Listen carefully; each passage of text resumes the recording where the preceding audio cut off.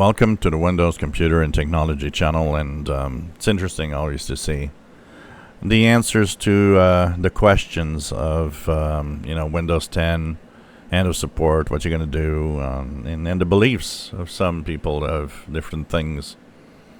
And a few of them that I've seen was like, well, I'll just run unsupported, my antivirus is good enough, which shows a total lack of understanding of what security is all about. Antiviruses are no good at protecting you, and that's not what they do. They have a really basic use in security, and the most secure thing is having updates, which means that you have to run updates or you'll put yourself and everybody around you at risk. But that's a concept that's very difficult to understand for a lot of people. Of course, there's a number, and I think a lot of people will be subscribing for the security updates. I think a lot of people will do that to keep two things: to keep their PC longer, but also to make sure that they, no change. They're still using Windows 10. What they're using is they're happy and all of that.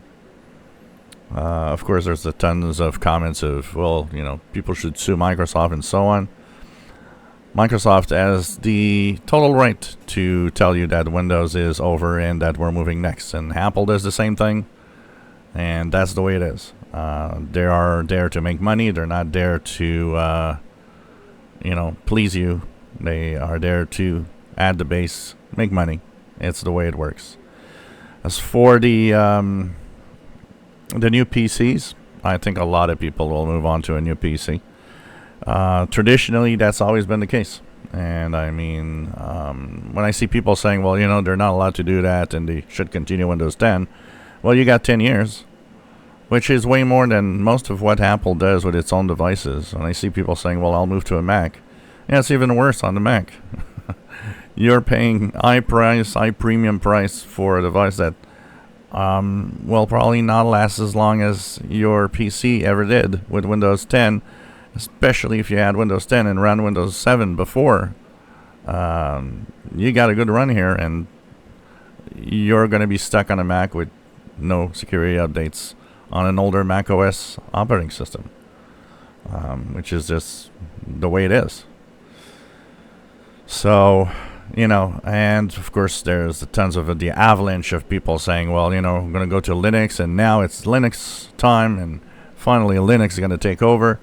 No, it's not. And thinking that just shows you how most Linux users live in their own bubble and think that, everybody goes to a Linux distro. No, people don't care and don't want that. And add to the fact that a lot of people just can't, because it's funny because I always get this guy that will come and comment and say, well, you're wrong. Linux does everything today. No, it does not. There's so much more that Windows does. Why do you think Windows is dominating the PC desktop? Why do you think it's not changing? It's simple. Windows does so much more, runs so much more software and hardware in the way you want it than any other operating system. It's the way it is. That's it. So, lots of answers, lots of interesting things out there, but I think we're moving two-way here.